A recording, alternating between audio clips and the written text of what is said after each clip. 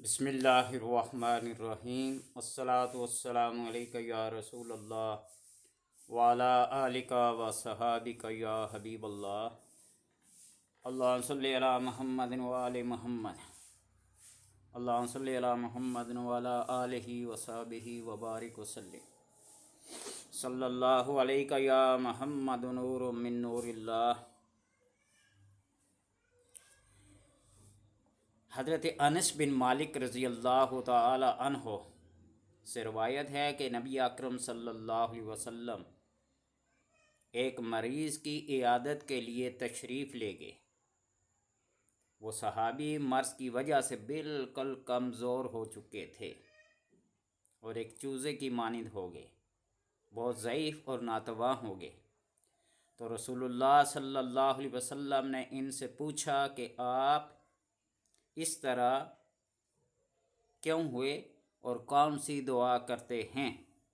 تو انہوں نے جواب دیا کہ میں اللہ تبارک و تعالیٰ سے اس طرح دعا کرتا ہوں کہ اللہ جو کچھ تو مجھے آخرت میں سزا دینے والا ہے اس کو دنیا ہی میں دے دے، جو آخرت میں مجھے سزا دینے والا ہے اس کو مجھے دنیا ہی میں دے دے، آخرت کی سزا سے بچنا چاہتا ہوں۔ تو یہ سن کر آپ صلی اللہ علیہ وسلم نے فرمایا کہ بھائی تم اسے برداشت نہیں کر سکتے، جو عافیت اللہ تبارک و تعالیٰ سے مانگ سکتے ہو اسے مانگو، جو دنیا میں سزا دینے والا ہے وہ آخرت میں ہی دے گا، جو آخرت میں دینے والا ہے وہ دنیا میں ہی دے گا۔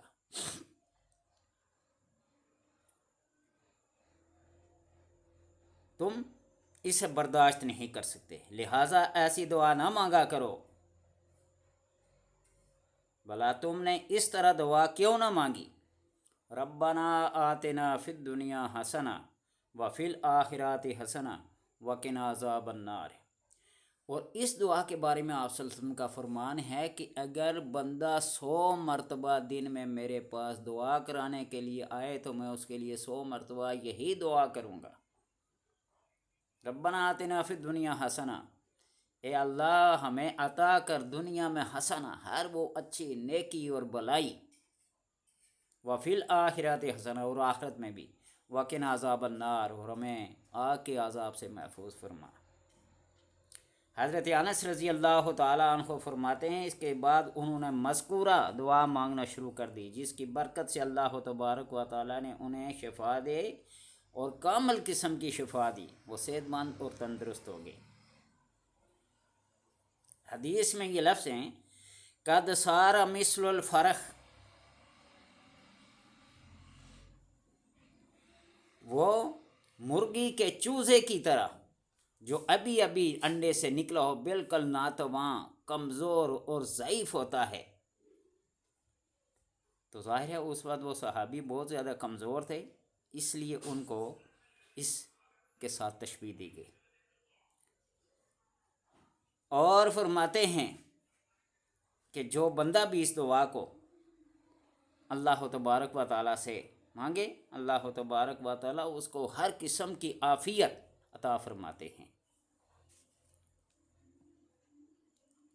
پروردگار عالم ہمیں دنیا میں بھی بہتری عنایت کر اور آخرت میں بھی بہتری عنایت فرما، اور دوزخ کے عذاب سے ہمیں بچا۔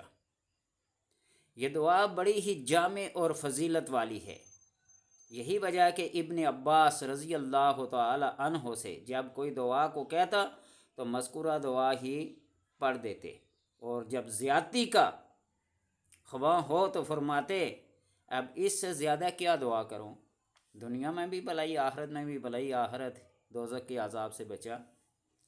تو اس لیے ایسی دعائیں نہیں کرنی چاہیے کہ دنیا میں ہی یہ کچھ کر دے۔ وہ مہربان ہے، وہ رحمان ہے، وہ رحیم ہے، وہ ستار ہے، وہ غفار ہے، تم اس کی صفات کو کیا جانو؟ خوف اپنی جگہ، مانگو وہ عافیت جس سے تم سزا سے، مشکل سے، مصیبت سے بچ سکو۔ بھلا کسی نے یہ دعا بھی مانگی اللہ مجھے فتنہ عطا کرے، اے اللہ مجھے مرض عطا کرے، اے اللہ مجھے قرض عطا کرے؟ ایسے نہیں۔ ان مصیبتوں اور مصائب کو دور ہونے کے لیے دعائیں کرتے ہیں۔ اللہم انی اسألک علما نافعا رزقا واسعا۔